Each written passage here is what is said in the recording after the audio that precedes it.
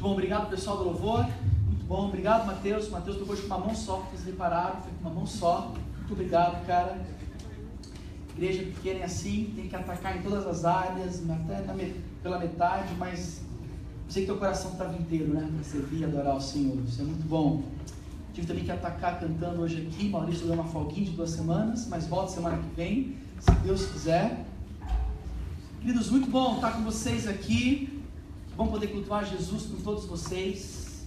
Você que está aqui pela primeira vez, o nosso muito obrigado. Que legal que você escolheu a rede para adorar o Senhor, para buscar Jesus essa noite. Nosso desejo é para que Deus fale ao seu coração e você seja assim edificado, desafiado pela palavra de Deus. Esse é o nosso desejo. Amém, queridos? Muito bom ter vocês aqui. Alguns rostos conhecidos, assim, gente amiga, muito legal.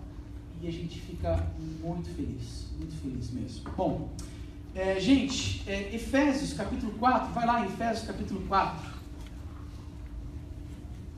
Nós estamos estudando aqui já há alguns meses essa maravilhosa carta que Paulo escreveu.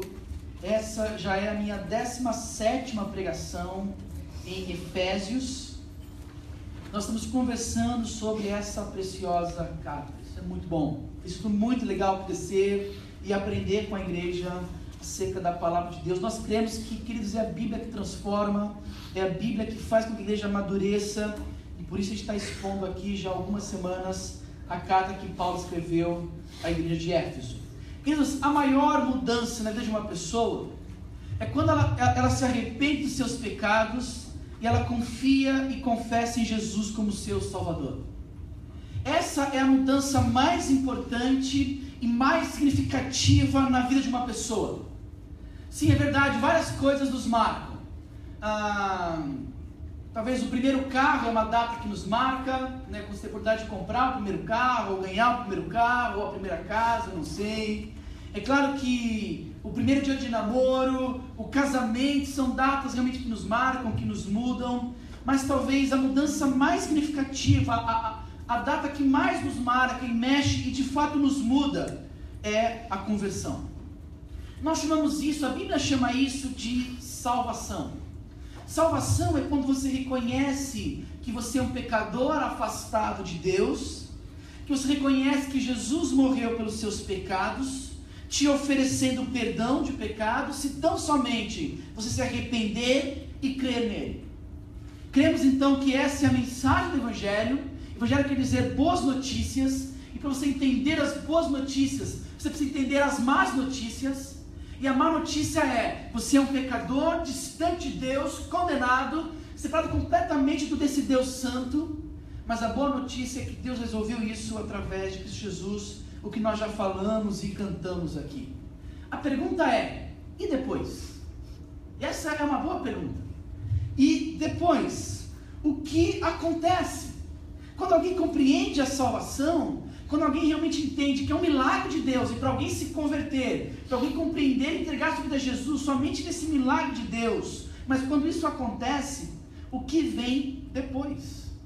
E essa pergunta, ela é muito importante, nós respondemos aqui, porque parece que nós vivemos uma crise de identidade, não é verdade?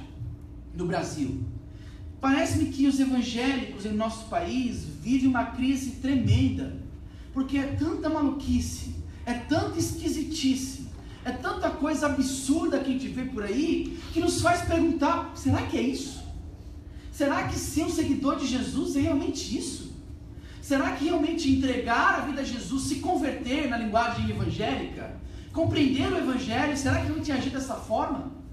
E os absurdos estão por aí, não é? Essa semana mesmo teve o lance da facada lá, e o que talvez a facada em si é chocante, né? Um pastor, alguém que está à frente de uma pregação, de um culto, levar uma facada em pleno culto, isso é assustador isso, a gente não deseja isso para ninguém.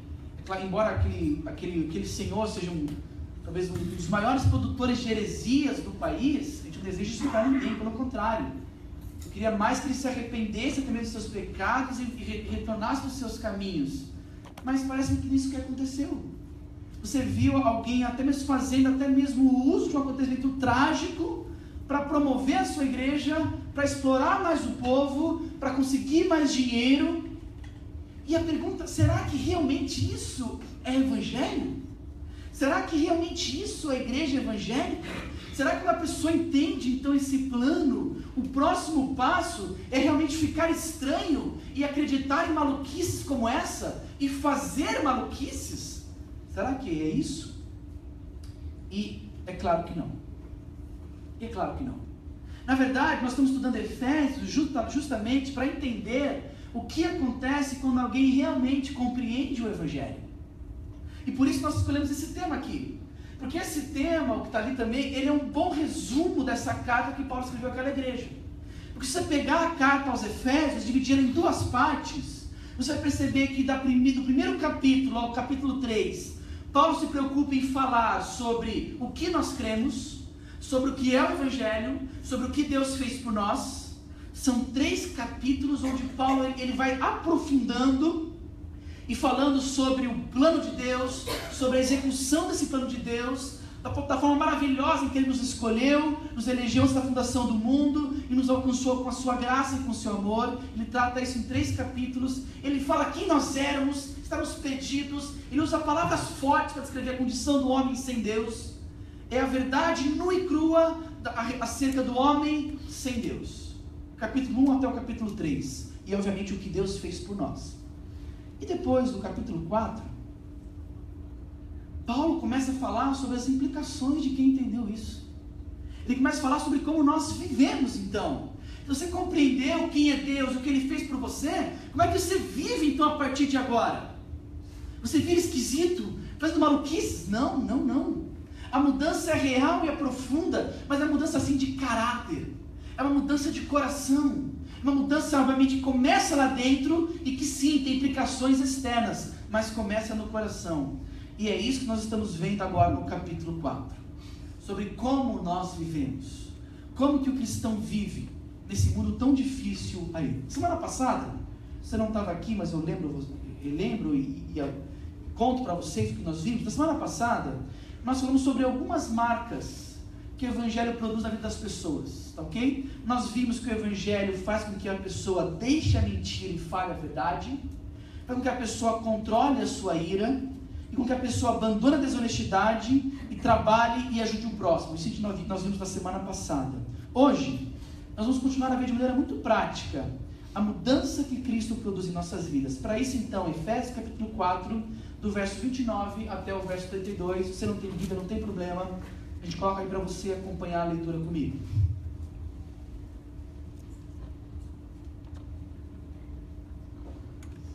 Efésios capítulo 4, 29 a 32, diz assim, olha: nenhuma palavra torpe saia da boca de vocês, mas apenas a que for útil para edificar os outros, conforme a necessidade, para que conceda graça aos que ouvem.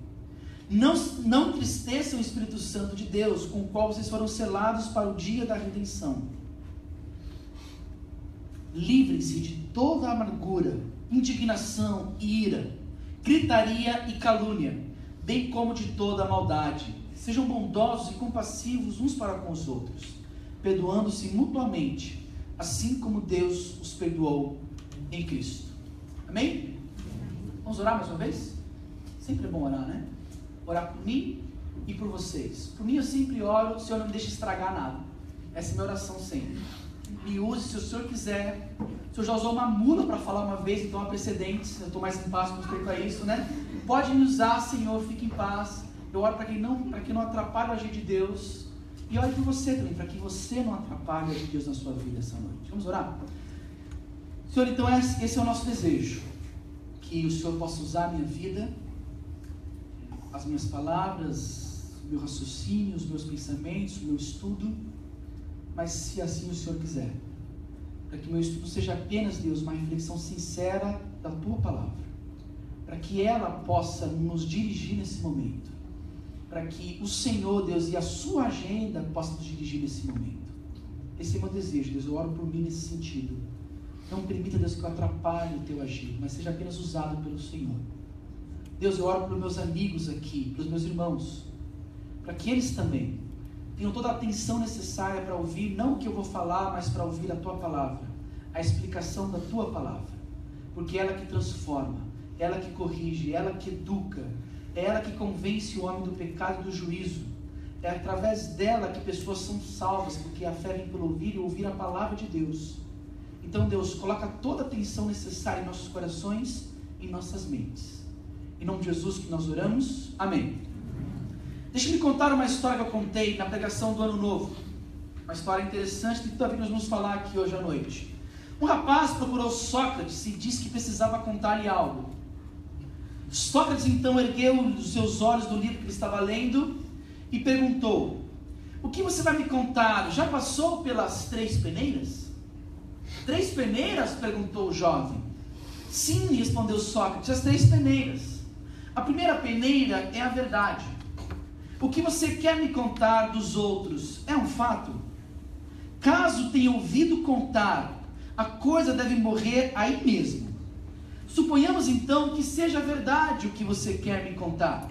Deve então passar pela segunda peneira, a bondade. O que você vai me contar é coisa boa? Ajuda a construir ou destruir o caminho à fama do próximo. Se o que você quer me contar é verdade e é coisa boa, deverá então passar pela terceira peneira, a necessidade. Convém contar? Resolve alguma coisa? Ajuda a comunidade? Pode melhorar o planeta? E arremata Sócrates: se passar pelas 3 peneiras, conte. Tanto eu, você e o seu próximo nos beneficiaremos. Caso contrário, esqueça e enterre tudo. Será uma fofoca menos para envenenar o ambiente e levar discórdia entre irmãos, colegas do planeta. Bonito, né? Colegas do planeta. Imagina até Sócrates falando isso, né? Colegas do planeta, né? Imagina que... Enfim, esquece isso.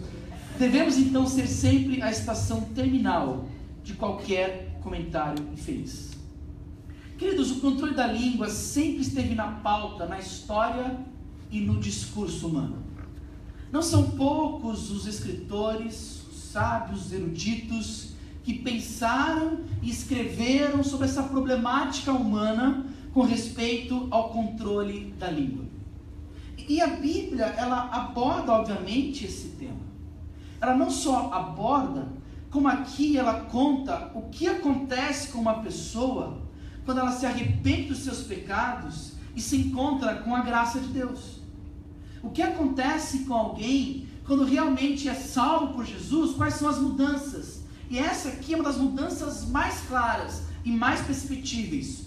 Tudo muda, inclusive o seu jeito de falar. A forma como nós falamos, como nós não falamos, quando falamos, como falamos, tudo isso reflete se nós fomos ou não alcançados pela graça de Deus. Então essa é uma mudança radical e perceptível quando alguém compreende o Evangelho. Tudo muda. A pergunta é, como é que muda? Será que essa pessoa ela aprende o evangeliquez? Será que é isso? Eu costumo muito brincar aqui do evangeliquez. Para quem não sabe, evangeliquez é um neologismo, tá bom? Acho que nem existe essa palavra, mas eu acho que não fui eu que inventei, mas eu já ouvi em alguns lugares. O evangeliquez é aquele vocabulário próprio, digamos assim, do evangelho. É um dialeto, tá bom? É coisa que só a gente do meio entende. Será que é nesse sentido que muda? E a resposta é, claro que não. O evangeliquez é aquela ideia de que, por exemplo, eu já falei várias vezes, mas é bom repetir sempre, né? Para o evangeliquez não existe a palavra homem nem mulher. É varão e varoa. Essa é a ideia do evangeliquez, tá bom? Ele riscou no vocabulário dele o homem e mulher. Ele não se dirige às pessoas como pessoas normais se dirigem. Ó, aquele homem ali, não, é aquele varão ali. O cara não é aquele varão, tem uma vara grande, essa é a ideia. Mas esse é o evangeliquez. O evangeliquez não existe sim ou não. É o amém. Né? Tá tudo bem? Amém. Você não entende a resposta, mas esse é o evangeliquez. Para o evangeliquez não existe palavra legal, bacana, nada disso. Existe só o que bênção. Tá vendo essa, né? Que bênção, não é que legal, que bacana, que joia. É tudo que bênção, coisas que só a gente entende. Não é disso que nós estamos falando. Ou melhor, talvez não propriamente dito. Paulo disse que a mudança ela é radical, ela é profunda. E ela começa também a partir daquilo que nós falamos. Eu acredito no verso 29. nenhuma palavra torpe saia da boca de vocês. O que seria a palavra torpe? Se essa mudança tão significativa da fé cristã, o controle da língua, precisamos entender muito bem esse verso 29. O que seria a palavra torpe? Talvez você prontamente, se tem um pouquinho de história da igreja, deve estar pensando assim: a palavra torpe é palavrão. Eu aprendi desde cedo, quando a Bíblia fala a palavra torpe, eu não sei o que é torpe, mas eu aprendi que é palavrão. Então eu quase que correlaciono a isso. Talvez é uma linguagem antiga. Se alguém fosse traduzir nesse momento, colocaria: não fale nenhum palavrão. Essa é a ideia, mas queridos, a palavra torpe é muito mais do que isso. A palavra usada aqui por Paulo é torpe no original, quer dizer literalmente algo podre, algo impróprio para uso, algo sem valor, de qualidade ruim ou péssima. O Novo Testamento usa essa palavra torpe, no grego, algumas vezes, e sempre para se referir a algo podre. Pelo menos em 4 oportunidades nos evangelhos, é usado para se referir a algum fruto podre, um fruto estragado. Em outra oportunidade, é usado para se referir a um peixe podre, a um peixe estragado. Em uma outra oportunidade, essa palavra é usada também para descrever uma árvore estragada, uma árvore podre que só produz frutos estragados. Então, a podridão aqui, o conceito aqui que Paulo quer tratar, é que o torpe aqui não é somente algo sujo, não é somente algo de má aparência, que causa nojo, mas também algo sem utilidade nenhuma. Porque que utilidade tem uma fruta podre? Nenhuma. É algo inútil, não tem utilidade nenhuma. Então o conceito da palavra é algo muito mais amplo do que apenas um palavrão. Não se refere só a palavrão, se refere aqui a mentira, se refere aqui a fofoca, a difamação, a calúnia, a maledicência, sim, também palavrão, mas também palavras desnecessárias. Tudo isso está incluso dentro dessa palavrinha torpe. Algo podre, algo sem utilidade. E Paulo coloca então para nós que controlar a sua língua e abandonar esse estilo de vida caracterizado por palavras torpes é uma das mudanças mais significativas do Evangelho na vida de uma pessoa. E na continuação do verso, o apóstolo Paulo vai colocar algumas peneiras, também talvez 3 peneiras, não a de Sócrates, mas 3 peneiras bíblicas sobre o controle da língua, e que mostram o que acontece quando pessoas são alcançadas pelo amor de Deus e transformadas por esse amor. Eu quero ver com vocês rapidamente essas 3 peneiras. A primeira peneira que Paulo coloca é a peneira da edificação. Olha o que ele diz no verso 29: não sai nenhuma palavra torpe da boca de vocês, mas apenas aquela que for útil para edificar os outros. O primeiro filtro sobre o que falar, sobre o que não falar, a primeira peneira da fé cristã, do coração transformado pelo Evangelho, é a edificação sua e dos outros. Deixa eu explicar. A Bíblia ela usa algumas vezes esse linguajar, usa algumas analogias para comparar a fé cristã nessa caminhada cristã. E uma dessas analogias é com respeito à metáfora do edifício. Por algumas vezes no Novo Testamento compara a vida cristã com um edifício a ser construído, como uma casa a ser construída, onde Deus vai trabalhando em nós como acontece uma construção. E aos poucos você vai sendo preparado para aquilo que Deus tem para você. Na verdade, nós vamos sendo edificados e temos um padrão como referência. Sabe o que é esse padrão? O próprio Jesus.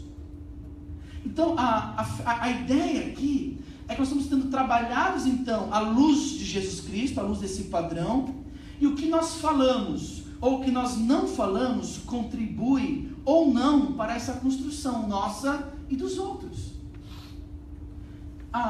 Paulo diz aqui que a primeira peneira do Evangelho, com respeito ao controle da língua, deve ser a peneira que se pergunta: o que eu estou prestes a dizer vai aproximar o outro de Cristo? O que estou prestes a dizer vai me aproximar de Cristo? Vai contribuir para que essa edificação aconteça em minha vida? Vai contribuir para que seja colocado ali um tijolinho a mais nesse trabalho que Deus está fazendo na minha vida, se parecer mais com Jesus? Essa é a ideia da edificação, e essa é a primeira peneira. Irá construir algo melhor em mim e no outro? Então, queridos, no processo de Deus construir em você, cristão, a imagem de Cristo Jesus, o que você fala pode te ajudar ou te prejudicar nesse processo. Esse é o conceito de Paulo. Por isso que essa peneira é importante. Porque no processo de Deus construir em você a imagem do Filho dele, o que você fala, o que você diz, ou o que você não diz, pode te ajudar ou te prejudicar nesse processo. Por isso que a primeira peneira é então a edificação. Então você pergunta, antes de falar, o que eu estou prestes a dizer, vai me aproximar de Cristo? Vai talvez contribuir para que o outro se aproxime de Cristo e se pareça com Cristo? Ah, mas o outro ainda não é cristão. Então o que você está prestes a falar vai ajudar na construção, naquela construção da ponte que você quer fazer daquela pessoa e Cristo? Por isso é importante a edificação, a primeira peneira. A segunda peneira que Paulo coloca aí é a necessidade. É a continuação do verso. Conforme a necessidade. A palavra aqui pode ser traduzida também como responsabilidade. A fé cristã, ela coloca para nós que nós precisamos ter sabedoria sobre a necessidade do falar e daquilo que precisa ser falado, porque você sabe da responsabilidade que tem as suas palavras. Por isso que a segunda peneira é a necessidade. E queridos, quantas coisas desnecessárias nós falamos, não é verdade?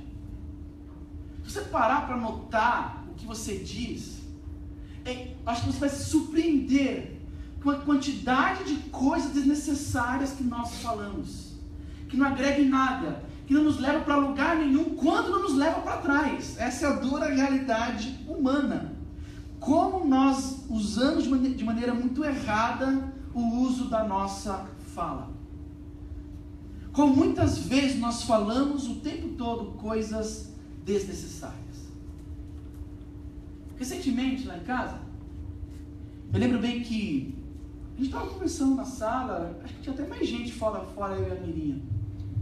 E eu lembro que a Mirinha fez um comentário sobre um parente distante nosso lá que tinha perdido o emprego. Né? E ali naquele momento, assim, eu dei de ficar quieto, ou em vez de talvez eu tecer alguma palavra que pudesse talvez encorajar a Mirinha, encorajar essa pessoa que perdeu o emprego, eu fiz um comentário extremamente desnecessário. Então, na mesma hora eu julguei a pessoa como se ela tivesse sido mandada embora por culpa dela. Olha, eu não sei nada da história, olha que loucura, não sei nada da história, nada. Mas meu comentário foi, mas também essa pessoa nem deve ter trabalhado direito, né? Que comentário tosco esse, né? E na mesma hora a Miriam falou para mim assim, mas você não sabe disso? E se o motivo for outro pelo qual a pessoa perdeu o emprego? Na mesma hora fica aquela cara, você não tem mais resposta, não tem o que falar, e na hora você pensa assim, cara, por que eu fiz esse tipo de comentário? E talvez acho que eu fiz, poder ilustrar na pregação hoje, né? Foi semanas atrás. Mas em geral, se você fizer esse teste, você vai perceber quantas coisas desnecessárias nós falamos. Faça um teste. Quando a próxima pessoa que te procurar para te contar uma fofoca, assim que você terminar de ouvir a fofoca, tá bom? Se você quiser, pode até parar no meio do caminho, não importa a hora que você interrompa a pessoa, pergunte logo em seguida, faça a seguinte pergunta: por que você me contou isso? E repare na cara da pessoa tentando responder essa pergunta. Ela vai fazer a cara que eu fiz, tá bom? Eu não sei imitar aquela cara mais, mas vai fazer essa cara. É a cara de que eu não tenho resposta. Porque de fato não tem resposta. Porque realmente é desnecessário. Não tem necessidade nenhuma falar o que foi falado.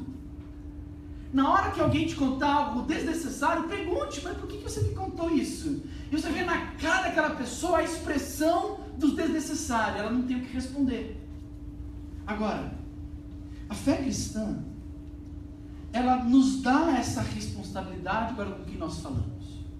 Até porque a fé cristã é tão interessante. Provérbios, por exemplo, diz que até o tolo se passa por sábio quando ele fica quieto. Olha que provérbio legal esse. Que até o tolo, até aquele imbecil, até ele, quando fica quieto, ele se passa por sábio.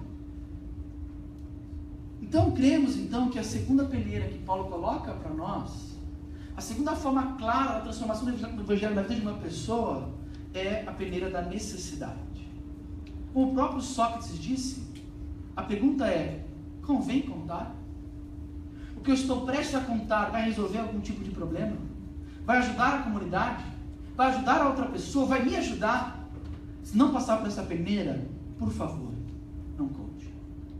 Em geral, nós vamos falar muito menos quando a gente começa a colocar a primeira e a segunda peneira. A terceira peneira bíblica é a peneira da graça. Olha o que diz o final do verso 29. Para que conceda graça aos que a ouvem. As palavras aqui, elas foram cuidadosamente escolhidas pelo apóstolo Paulo.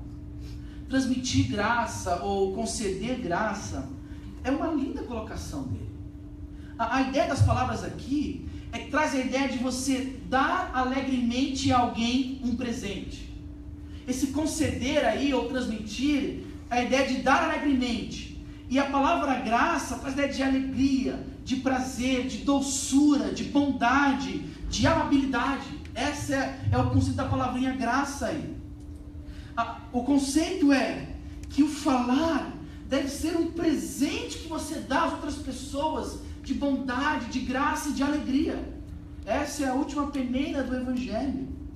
Você deve falar desde que a sua fala, desde que o seu comentário seja um presente de doçura, de amabilidade, de bondade, que você dá alegremente a outra pessoa ou às outras pessoas. Esse é o conceito de transmitir graça aos que te ouvem. Que você deve então ser um presente para quem te ouve.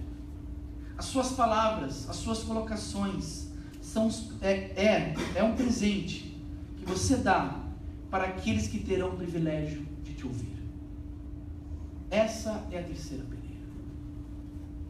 Queridos, agora o mais interessante é que essas três peneiras, elas são administradas em nossas vidas através do Espírito Santo, quando nós nos convertemos. E por isso então que essa é uma das marcas de como nós vivemos. A marca é que você não usa palavras podres, palavras que não fazem o menor sentido, porque você tem colocado esse filtro, o filtro do Evangelho: edificação, necessidade e graça. Agora, eu sei como é difícil. Eu sei como é difícil administrar essas três peneiras. Eu sei como é difícil no contexto de trabalho você administrar essas três peneiras, onde praticamente o vocabulário padrão do trabalho normalmente é um vocabulário torpe, é um vocabulário podre, é um vocabulário que talvez expressa a realidade do homem sem Deus. Eu sei que é difícil. Eu sei como é difícil na escola administrar essas três peneiras. Eu sei como é difícil em casa administrar essas três peneiras, porque a gente tem liberdade. E com quem tem liberdade, às vezes é muito mais fácil se pegar falando mal, se pegar fofocando. Eu sei que não é fácil. Eu sei como é difícil jogar futebol e administrar essas três peneiras. Mas entendam muito bem, essa é uma marca daqueles que compreenderam o Evangelho. É uma fala diferente. Agora entendam bem, não é uma fala diferente do evangeliquez, por favor, isso não. É uma fala diferente do torpe. É uma fala normal. É uma fala que impressiona o como que você comunica verdades sem precisar usar o palavrão.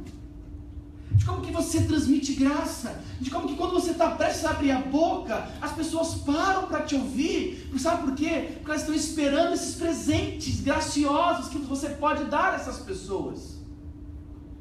Num mundo tão sujo, num mundo de discursos tão horrorosos, num mundo de conversas tão baixas, não é verdade? O cristão, ele se sobressai por falar de uma maneira normal, por falar de forma que agrade a Deus, por falar de forma graciosa, que abençoa as pessoas que o ouvem. Essa mensagem, ela é para mim. Essa mensagem, ela é para você. Para todos nós aqui. Porque nós falamos o tempo todo. E que precisamos utilizar essas 3 peneiras do Evangelho. Precisamos utilizar a peneira da edificação. Vai edificar? Vai fazer com que outra pessoa se pareça mais com Jesus? É realmente necessário para mim, para ela, eu ter que falar o que eu vou falar? E transmite graça. É um presente para outra pessoa me ouvir falando isso? É um presente gracioso e bondoso para ela me ouvir o que eu estou prestes a dizer? E Paulo diz que é esse tipo de pessoa que o Evangelho vai transformando, que o Espírito Santo habita e que muda tudo, inclusive a forma como ela fala. E essa talvez é uma das formas mais geniais que aprove a Deus escolher para que você mostrasse que você realmente é um cristão. A sua fala é diferente. Quando está todo mundo xingando para se referir àquilo, você usa uma palavra diferente, criativa. Mas mostra aí a diferença. Quando a fofoca é normal, quando a maledicência é normal, você interrompe isso, você não dá vez para isso. Você fala claramente, cara, não quero ouvir isso. Pera, por que você está me contando isso? Você não tem que falar isso para mim, tem que falar isso para a pessoa lá. Procura a pessoa, vai logo atrás dela. Porque essa é uma das marcas daqueles que foram transformados pelo Evangelho. Como que nós vivemos? Vivemos controlando a nossa língua, não pelo nosso poder, mas pelo poder do Espírito Santo. Amém? Essas são as peneiras do Evangelho. Eu ia continuar o texto, obviamente eu ia até o verso 32 hoje, mas já são 8h15, eu vou parar por aqui. E na semana que vem a gente vai continuar a partir do verso 30, se Deus assim permitir. Meu desejo, a minha oração, queridos, é para que todos nós aqui, sem exceção, nos permitamos ser trabalhados pelo Espírito Santo, para que você viva de maneira que glorifique a Deus com aquilo que você fala. Para que as peneiras que a Bíblia nos apresentou hoje à noite, para que a peneira da edificação, da necessidade e da graça, sejam os filtros do Senhor, presentes de Deus para você, para que a partir de hoje à noite, você possa começar a usar isso para a glória de Deus. Amém, queridos? Não sei se vocês viram, mas eu dei uma boa oportunidade para vocês, já começar a treinar isso desde cedo. Estou pregando hoje sem aliança, estão vendo aqui? Sei que a gente já reparou. Você já pensar em fazer algum comentário sobre isso com alguém depois no final, tá bom? Use as 3 peneiras, tá bom? A minha aliança, eu tenho problema sério, né? Acho que eu tomo muito banho, ela vai encolhendo com os banhos que eu tomo, ela vai encolhendo, né? Acontece com vocês também isso ou não? Acontece muito, né? E aí eu fico tirando, mas o que me incomoda, e já tenho né, uns bons anos que ela está encolhendo, né, relativamente. E eu viro tirando, colocando, dessa vez eu tirei e já não sei mais onde ela está. Olhem para que eu acho na aliança, eu tenho que gastar um dia de semana comprando aliança, tá bom? Meu casamento está muito bem, muito obrigado pela preocupação. Antes que você saia por aí, sendo tentado a praticar a mensagem de hoje. Vamos orar, queridos? Vamos orar? É uma área que a gente precisa muito de Jesus, não é verdade? No controle da língua. Que bom que a gente precisa dele, porque ele é um Deus gracioso que prometeu nos ajudar. Realmente usar esses filtros não são fáceis muitas vezes, eu sei disso. Eu sei que às vezes nosso coração pecaminoso tem prazer no falar mal, tem prazer às vezes na mentira, mas agora o nosso prazer é outro, é agradar e honrar o nosso Deus. Então, para que você ore agora ao Senhor, para que essa marca do Evangelho, do controle da língua, seja a sua marca, para que você possa, assim, transparecer a luz de Jesus, o poder de Jesus, a vida de Jesus na sua vida, e que de fato você possa falar o que edifica, falar o que é necessário e o que transmite a graça para as pessoas, e que as pessoas percebam que você é diferente, porque Jesus te salvou, E porque Ele não só te salvou, como Ele também está te transformando em todas as áreas, inclusive no que você fala. Vamos orar ao Senhor. Deus, como é bom poder depender do Senhor. Como é bom, Deus, poder reconhecer que em nós mesmos nós não temos nenhum poder de mudar nada em nós. Que por mais que a gente queira, Deus, controlar melhor a nossa língua, nós vamos nos pegar fatalmente, errando novamente nessa área. Se assim caminharmos pelas nossas próprias forças. Mas obrigado, porque é o Senhor que trabalha em nós. Obrigado, Deus, porque é o Senhor que nos salvou e que também é o Senhor que trabalha em nós a nossa edificação. Então, Deus, o meu desejo, a minha oração, para que todos nós aqui, sem exceção, possamos viver essas características do Evangelho, no que diz respeito ao controle da língua. Deus, por favor, quantas vezes nós não pecamos, essa semana mesmo nessa área. Peço, Deus, encarecidamente, para que a Tua Palavra possa nos transformar nesse momento. E para que esses filtros do Senhor, para que essas peneiras possam realmente controlar nosso coração, controlar a nossa mente e produzir em nós a vida de Cristo. Para que o nosso falar, Deus, possa nos edificar e edificar o outro. Possa, Deus, de fato, fazer o bem para o outro, levá-lo para mais perto de Cristo, nos levar para mais perto de Cristo. Para que o nosso falar seja apenas aquilo que é realmente necessário. Deus, não permita comentários desnecessários sobre os outros, sobre a vida dos outros. Deus, tira do nosso meio, da nossa igreja, de nossas vidas, a fofoca, a maledicência, comentários maldosos, a mentira. Em nome de Jesus, transforma o nosso coração. Para que o nosso falar seja sempre o necessário para a Tua honra e para a Tua glória. E Deus, para que possamos transmitir graça.